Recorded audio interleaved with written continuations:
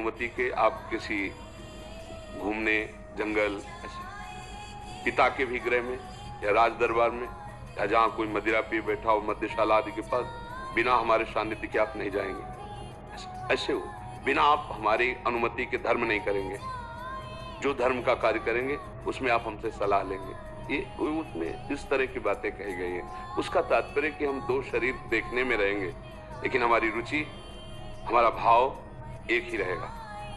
अब अगर आप इस संकल्प से अलग हैं तो फिर आप पति पत्नी हैं ही नहीं, केवल नाटक हो रहा है। अगर आप वास्तविक पति पत्नी हैं तो जो आप दोनों की सलाह से सत्कर्म या जो भी त्रुटि होगी तो दोनों है ना देखने। जैसे दो आंख हैं, ये कुछ करे तो आपको फल अलग अलग थोड़ी मिलेगा कि भाई उसने तो बाएं नहीं किया है तो दाएं नहीं किया। भोक्ता तो हम ही बनेंगे ना, हाथ हमारे दोनों। ऐसे पति पत्नी को अर्धांगिनी पत्नी को कहा गया है कि आप दाहिनांग वामांग के समान है, दोनों मिलकर के। जैसे गाड़ी के दो पहिए चलते हैं तो लक्ष्य एक ही तो होता है। ये थोड़ी कि बायां कहीं और ले जाएगा दायां और कहीं ले जाएगा। हाँ, अगर वो अलग अलग खुल के निकल जाते हैं तो गाड़ी ही नहीं है। नहीं, वो तो टूट गई ना, गिर गई ना।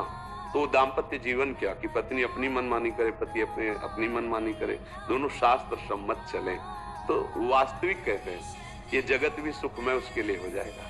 दोनों धर्म से चले, प्यार से चले और ये पत्नी पातिव्रत धर्म धारण करे और पति पत्नी में केवल अपना भाव, जो संसारिक भाव मान लो काम भाव है, वो केवल अपनी पत्नी में और सीमित होकर के दोनों धर्म से चले, भगवत प्राप्ति के मार्ग में अग्रसर हो जाएंगे।